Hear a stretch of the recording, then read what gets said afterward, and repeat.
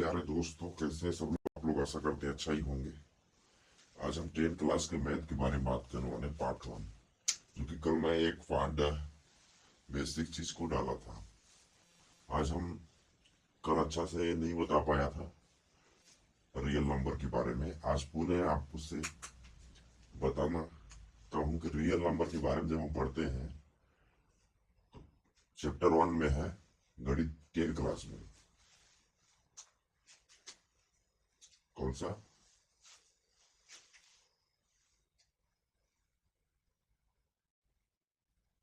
Class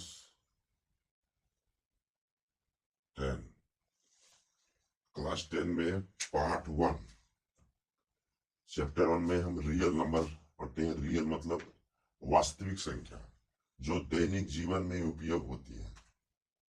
इसमें जो दैनिक जीवन में उपयोग होती है उसको वास्तविक संख्या कहते हैं। तो जैसे एग्जाम्पल में हम देख लेते हैं दैनिक जीवन में कौन कौन उपयोग होते हैं। 1 2 3 4 5, ये अनंत तक जाएगा, इन्फिनिटी तक।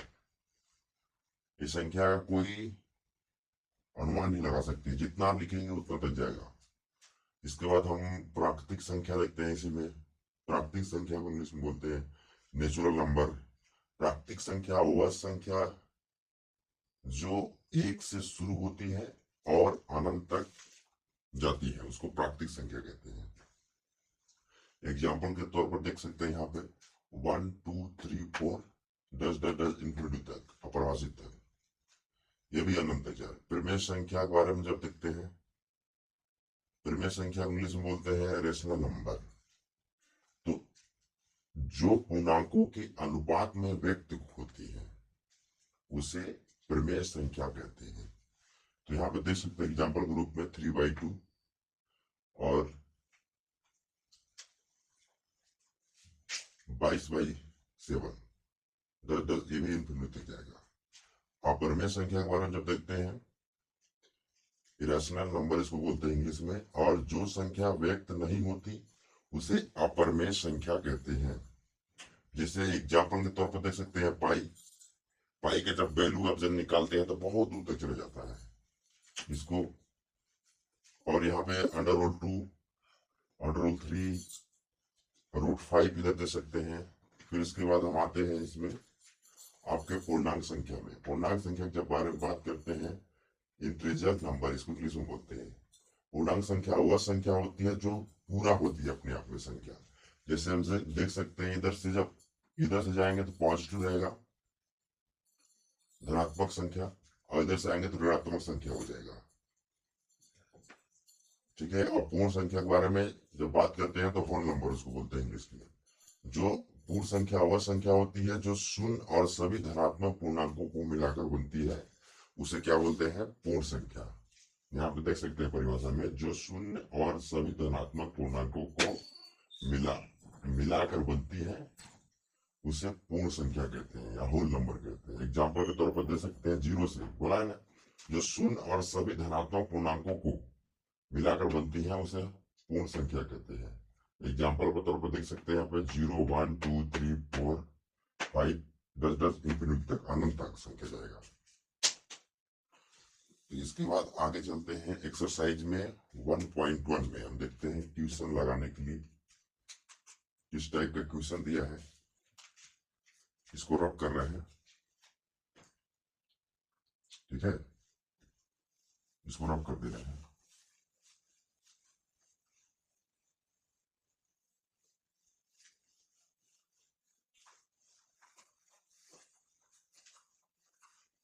अब 1.1 में देखेंगे, एक्सरसाइज करेंगे डायरेक्टली। कल एक सवाल लगा दिए थे, 140 का गुणन अभाज्य गुणनखंड के रूप में दिया था उसके एक्सरसाइज में।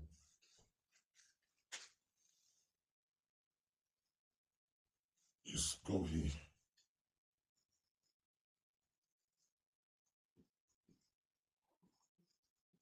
कौन चला चैप्टर 1।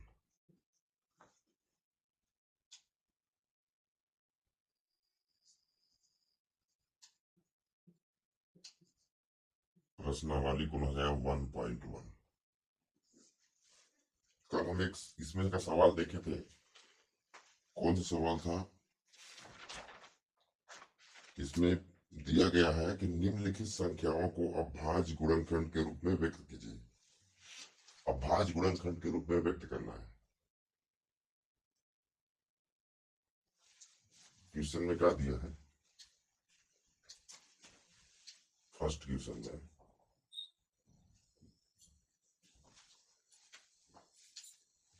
क्वेश्चन में दिया है, एनसीईआरटी जब बुक उठाएंगे ना तो देखेंगे निम्नलिखित संख्याओं को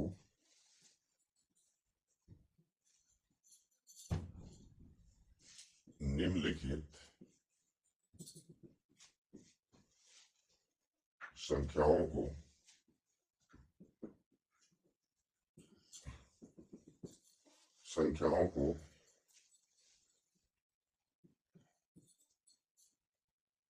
अभाज्य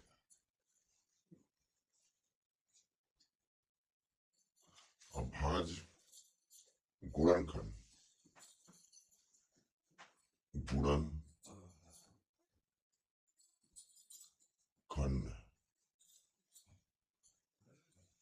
के रूप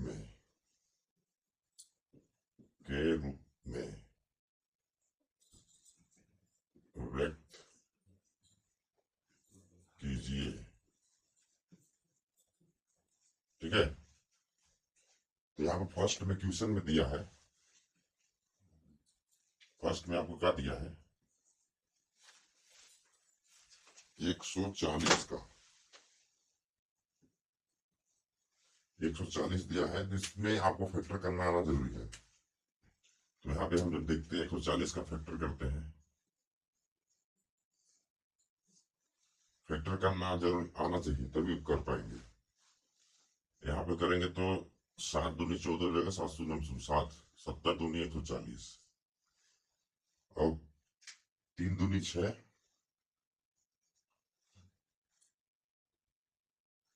एक वहां चला गया 10 होगा,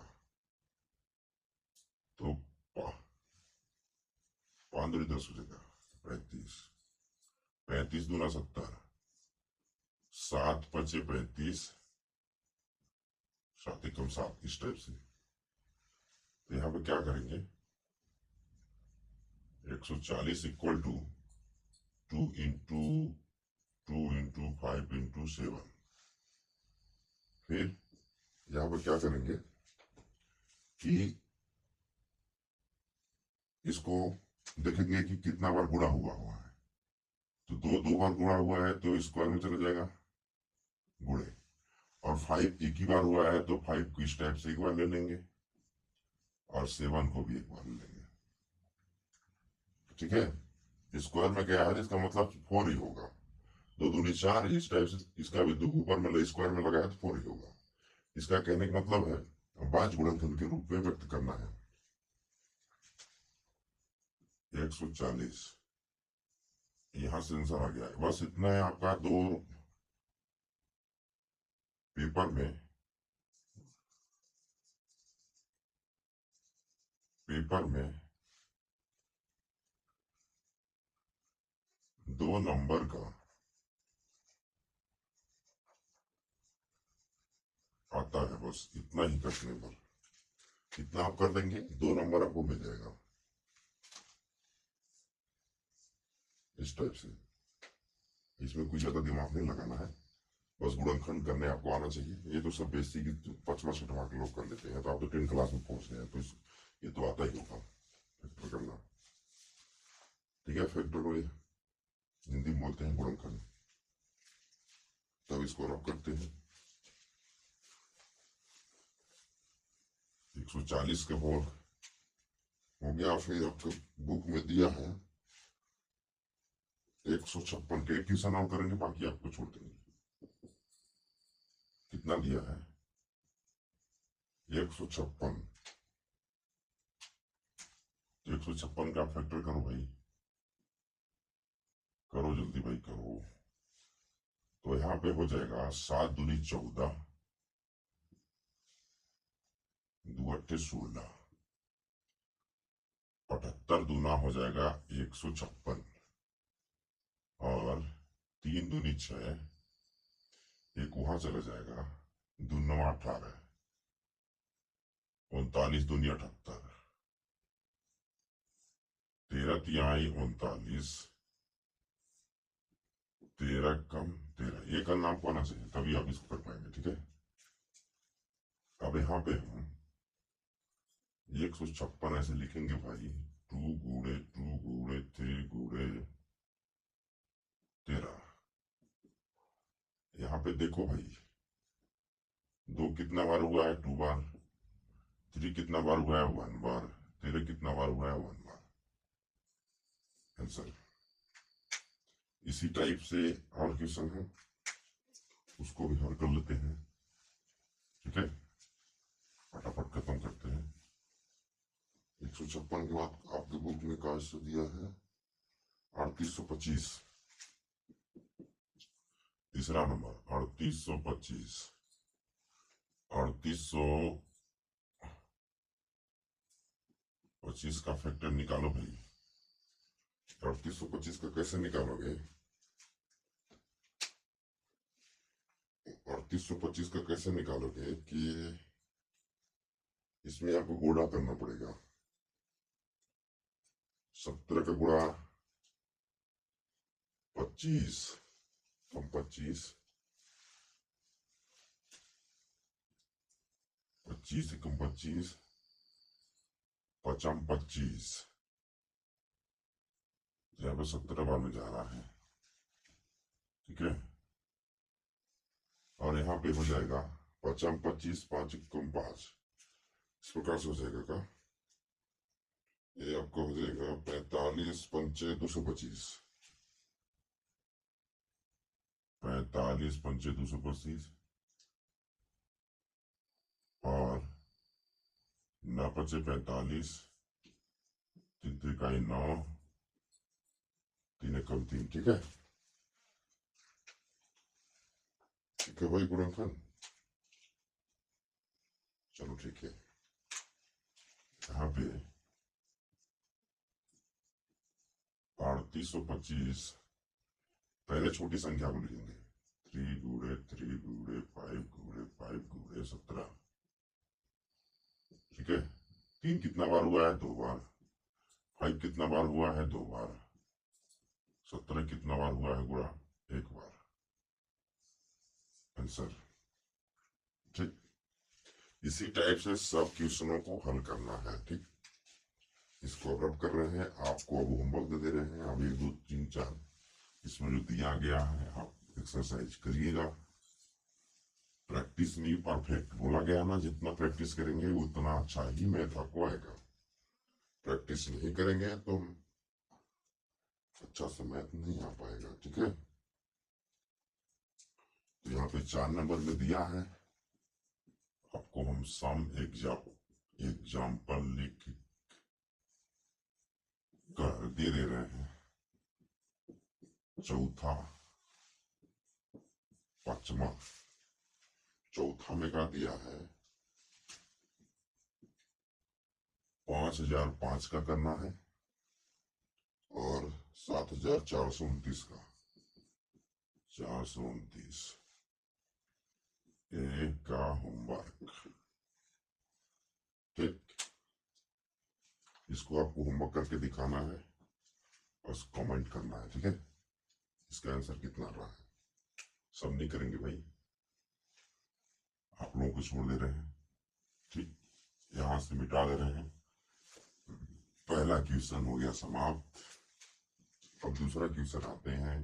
दूसरा क्वेश्चन आपका क्या बोल रहा है कि दूसरा क्वेश्चन बोल रहा है पूर्णांकों के युग्मों के एलसीएम एंड एचसीएफ ज्ञात कीजिए तथा इसकी जांच कीजिए कि दो संख्याओं का गुणनफल एलसीएम इंटू एचसीएफ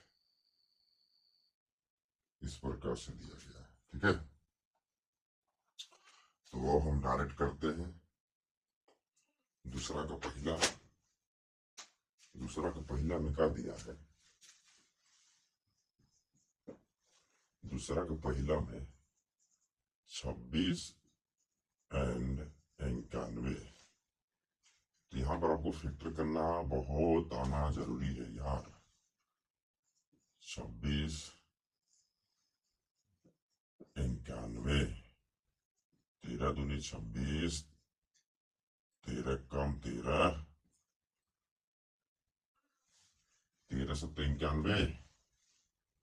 चलो भाई 13 सत्तर 91, 13 कम 13 भाई फैक्टर हो गया, तो 26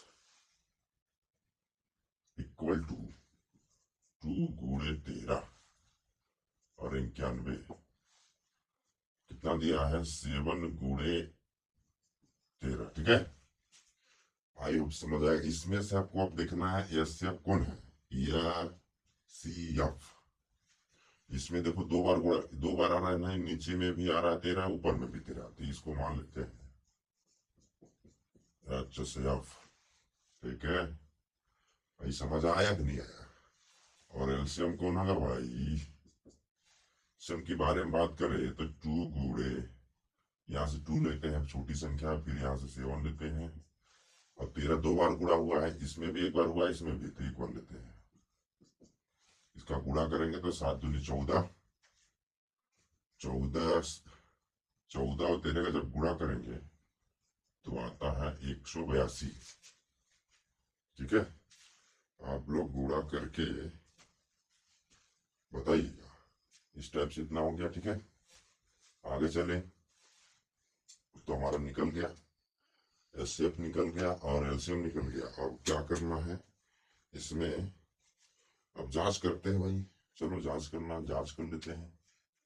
जांच जांच जांच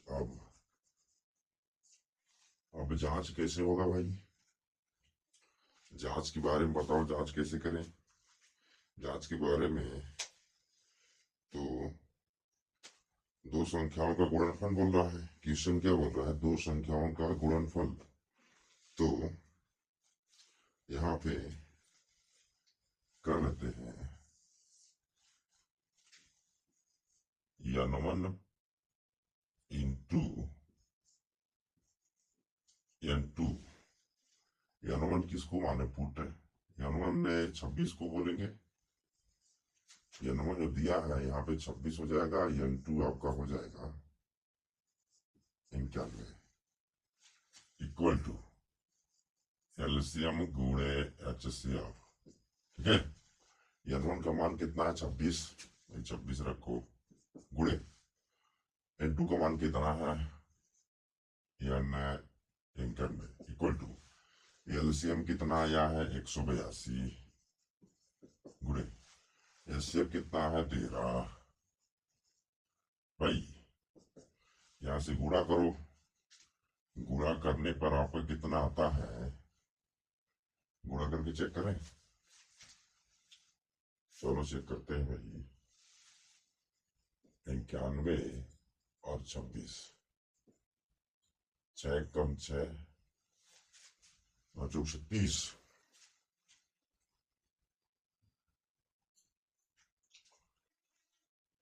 और यहां से आपको गुणा करने पर निकल के आएगा। चलो मोबाइल से करते हैं फटक से यार, इतना दिमाग कौन लगाएगा। गुणा करिएगा आप लोग, 2366 आ रहा है। ठीक है, मोबाइल से हम कर लिया, आप लोग करिएगा। कितना 2366 यही आपका आंसर। ठीक है, 2366 आ रहा है, यहाँ पे आंसर आ गया आपका। समझ आया, फिर से बता देते हैं। इतना दूसरा का फर्स्ट है, 26 और 91 का फैक्टर करिएगा। यहाँ से फैक्टर करने के बाद गुणा कर दीजिए जो यहाँ पे किए हैं। ठीक है, गुणा करने को ऐसे यहाँ पे आपको कैसे मालूम होगा, ऊपर में देखेंगे कौन संख्या है, नीचे में देखेंगे, इसमें से देखेंगे जो सेम संख्या रहेगा उसी एक से मान लेंगे एलसीएम में। इसमें का पूरा इकट्ठा संख्या लेंगे, डबल रहेगा तो उसको नहीं लेंगे, छोड़ देंगे। ठीक है, अब जांच करने के लिए n1 माने हैं 26 को, n2 माने हैं आप 91 को। ठीक है, और एलसीएम गुणे ऐसे तो आपको पूछ में बोला ही है, दो गुणनफल की जांच करने के लिए। तो एलसीएम का मान आपका कितना है 182।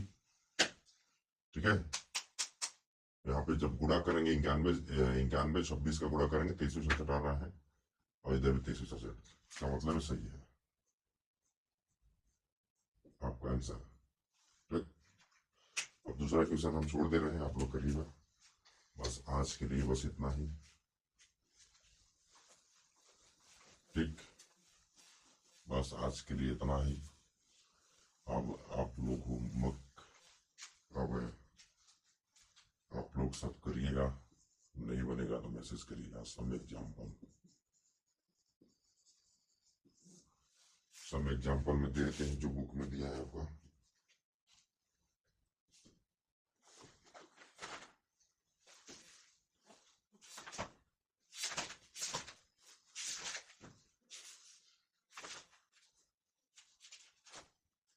पांच से चैप्टर में जी है, कुछ ज्यादा नहीं है। दूसरा क्वेश्चन कितना दिया है? 510 एंड 92। तीसरा में दिया है 336 एंड 54।